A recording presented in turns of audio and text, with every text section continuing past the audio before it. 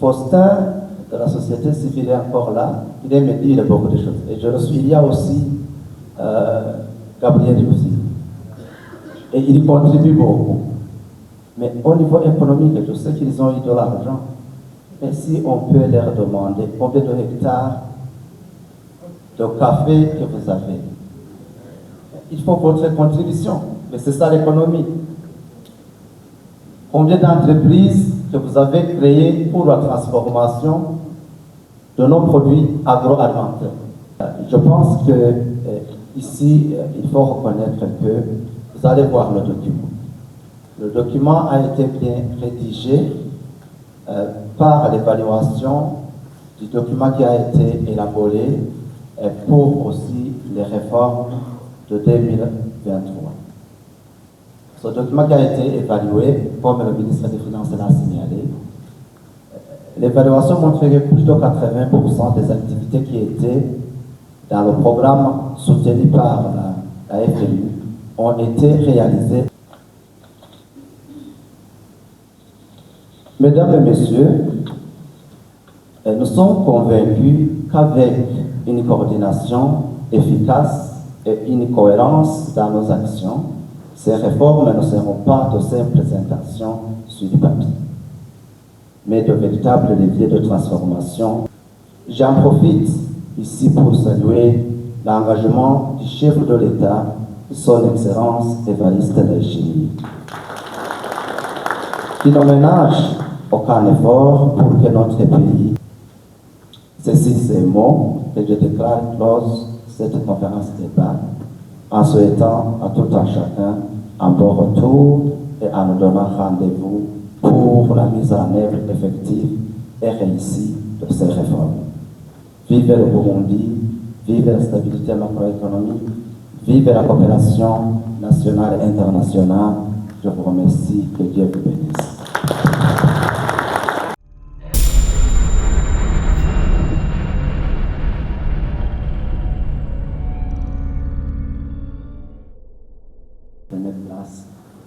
Dieu Tout-Puissant, qui nous a gardés pour toujours et pour cette séance combien importante. Mesdames, Messieurs les ministres, et Monsieur le gouverneur de la Banque de la République du Burundi, Mesdames, Messieurs les ambassadeurs, les corps diplomatiques et consulaires, Mesdames, Messieurs les représentants des organisations internationales, Mesdames, Messieurs les administrateurs généraux des banques et institutions financières, et les distingués invités du protocole observé. Je remercie d'abord le Tout-Puissant qui, par sa grâce, nous a permis de nous rencontrer dans cette belle salle afin de répondre activement à ce grand rendez-vous, que son nom soit glorifié éternellement. C'est également avec un profond sentiment de satisfaction que je prends la parole pour clôturer cette importante conférence débat placée sur le thème des réformes économiques pour la stabilité macroéconomique au Burundi.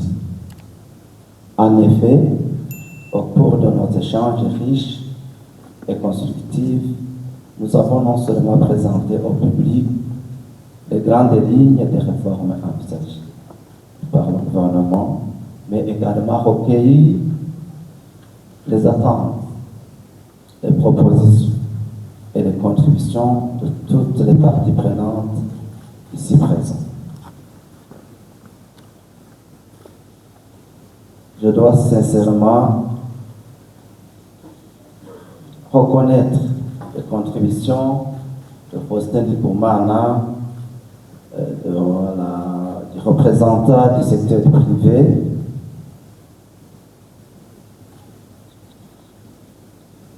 beaucoup plus sur la restructuration et la mise en œuvre opérationnelle de ce document de stabilité macroéconomique. Je pense que ici, il faut reconnaître que vous allez voir le document. Le document a été bien rédigé par l'évaluation du document qui a été élaboré pour aussi les réformes de 2023. Ce document qui a été évalué, comme le ministre des Finances l'a signalé, l'évaluation montrait que plus de 80% des activités qui étaient dans le programme soutenu par la FMI ont été réalisées et d'autres sont en cours. Le document, vous allez le voir en détail. Je peux même répondre aux questions du doyen, du vice-doyen de la faculté d'économie, qui disait le rôle donné aux institutions de recherche. Vous allez le voir que dans ce document, il y a la recherche est déjà là. Parce que à chaque composante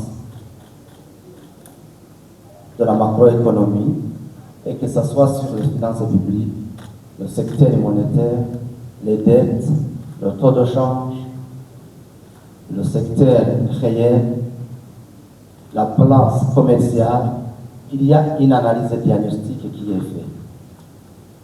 Il y a une situation qui est tracée actuelle. Et il y a des défis auxquels nous sommes confrontés pour le moment. Et il y a des actions qu'on planifie de faire. Et par ailleurs, ce n'est pas de nouvelles actions, le plus souvent, c'est de renforcer les réformes qui ont été déjà commencées. Donc, je pense qu'au moment de l'exploitation de ce document, nous aurons plus de contributions et le reste, ce sera la mise en œuvre. Je reconnais également, et j'insiste sur ça, tout le monde l'a dit, la situation économique et la contribution, c'est pour tout un chacun. Le plus souvent, quand j'ai du temps pour, je dirais, expliquer la situation dans laquelle nous sommes, je demande la question à tout un chacun. Entre vous qui n'a pas fait la contribution pour l'État, parce que quand tu as 40 heures de travail par semaine et que tu travailles 30 heures, sachez que les 10 heures, tu as volé l'État. Et je sais, vous pouvez faire votre évaluation pour tous. Vous travaillez pour le public et pour le privé. C'est-à-dire que ton salaire devrait être, on devrait en fait retrancher les 10 heures. Moi, j'ai travaillé dans ce genre de système, où quand tu as 2 heures ou 3 heures, et que tu demandes un congé ou une sortie, à la fin du mois, on calcule au prorata ton salaire. Je me dis, entre vous pour la situation macroéconomique, qui fait une bonne gestion efficace et efficiente de vos ressources. Parce que la macroéconomie, c'est la sommation de la microéconomie. On ne peut pas avoir une stabilité de la macroéconomie quand les ménages n'ont pas d'économie stable, quand les entreprises n'ont pas d'économie stable, quand tous les agents économiques n'ont pas d'économie stable. Alors je me demande, je donne aussi l'exemple, quand on dit que c'est l'affaire de tout le monde, combien par exemple de gens qui sont parmi ici et qui sont parfois des économistes et qui vivent dans une maison à 4 étages ou à 3 étages seulement pour une famille. Et quelle est l'utilisation d'une manière efficace et efficiente de ces ressources nationales. Et pourtant, tout cela, comme il y a aussi peut-être des entreprises, la plupart ce sont des biens importés, c'est pour renforcer les entreprises étrangères. Parce que la plupart des choses que nous construisons, ça vient, donc le matériel vient de l'étranger. Donc tout ça, il faut réfléchir dans ce sens. Comment nous utilisons nos ressources qui sont toujours limitées dans nos économies fragiles, comment utiliser ces ressources d'une manière efficace et efficiente. Et tout cela, ça montre la situation quelquefois où nous en sommes. Je reviens aussi aux entreprises pour le secteur privé. Monsieur le secrétaire général de la CNCB, mais aussi Olivier Sougourou qui a posé la question étant à l'extérieur, et paraît que nous reconnaissons vos contributions. Mais sachez que au niveau des finances publiques, les évasions fiscales qui sont faites, c'est le plus souvent, il a dit que 40%, c'est moins de 40% qu'on collecte. Ou l'autre partie qui n'est pas collectée. C'est chez les entreprises. Pourquoi ils s'évadent?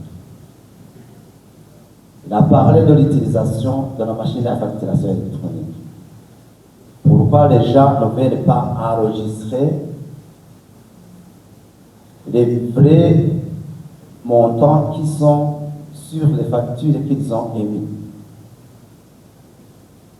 Et quand je sors, j'étais ministre des Finances pour faire le terrain sur ça, c'est ces mêmes agents économiques, les entreprises, quelquefois qui font des bruits.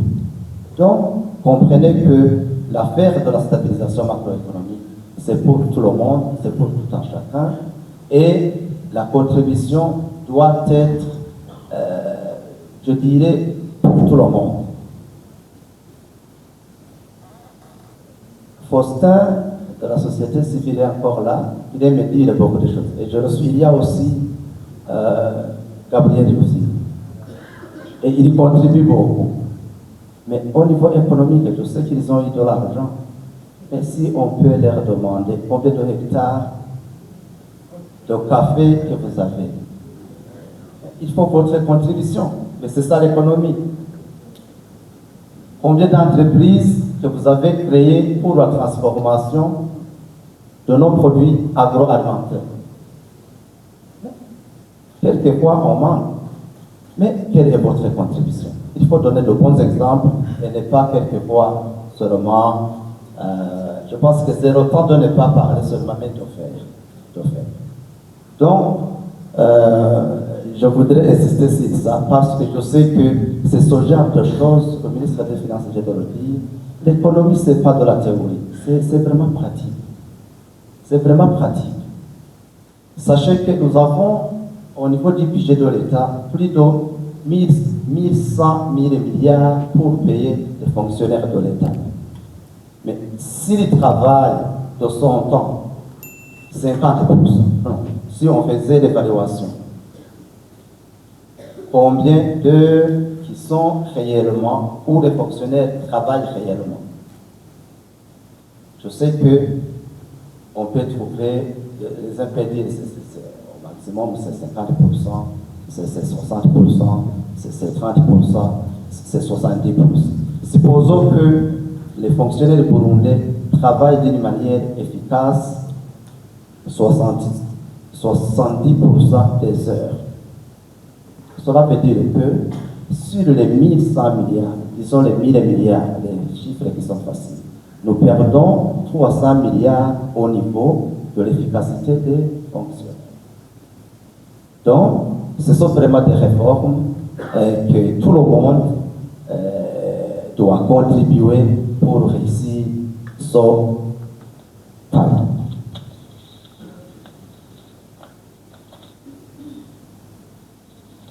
Mesdames et messieurs, nous sommes convaincus qu'avec une coordination efficace et une cohérence dans nos actions, ces réformes ne seront pas de simples intentions sur du papier, mais de véritables leviers de transformation de l'économie de notre chère nation. Elles créeront un environnement propice à l'activité économique, renforceront la résilience de notre économie face aux chocs futurs et poseront des fondations solides et nécessaires pour réaliser notre vision Burundi, pays émergent en 2040 et pays développé en 2060. J'en profite ici pour saluer l'engagement du chef de l'État, son Excellence Évariste Ndayishimiye, qui ne ménage aucun effort pour que notre pays atteigne cet objectif.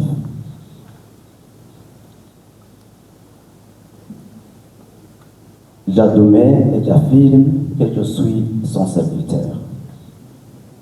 Avant de terminer mon propos, je vous garantis que le gouvernement est pleinement engagé et prêt à mettre en œuvre ces réformes dans un esprit de responsabilité, de transparence et d'efficacité. Mesdames et messieurs, je tiens aussi à exprimer ma profonde gratitude à tous les participants qui, par la qualité de leurs interventions et la pertinence de leurs analyses, ont fait cette rencontre un moment d'intelligence collective. Je ne manquerai pas de remercier particulièrement nos partenaires au développement et les missions diplomatiques et consulaires pour l'intérêt qu'ils ont accordé à cet événement à travers leur participation. Leur soutien pour la mise en œuvre et la réussite des réformes est la bienvenue. Je voudrais adresser aussi à la Banque de la République du Burundi qui, une fois de plus, démontre son engagement constant à s'activer pour la stabilité macroéconomique de notre chère patrie. En organisant ce type de conférence combien bénéfique pour la coordination de nos politiques économiques et financières. Ensemble, nous avons la responsabilité d'agir avec détermination et cohésion, car la réussite des réformes et l'avenir meilleur de notre pays exigent l'union des volontés et la convergence des efforts. Ceci, ces mots que je déclare close cette conférence débat en souhaitant à tout un chacun un bon retour et en nous donnant rendez-vous pour la mise en œuvre effective et réussie de ces réformes. Vive le Burundi, vive la stabilité macroéconomique, vive la coopération nationale et internationale. Je vous remercie, que Dieu vous bénisse.